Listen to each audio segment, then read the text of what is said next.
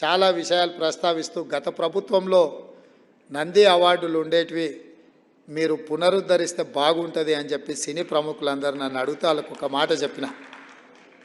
నంది అవార్డులు కాదయా, ఖచ్చితంగా మా ప్రభుత్వం అవార్డులు ఇస్తుంది, ఆ అవార్డుల పేరు గద్దర్ అవార్డులు ఉంటాయని చెప్పి.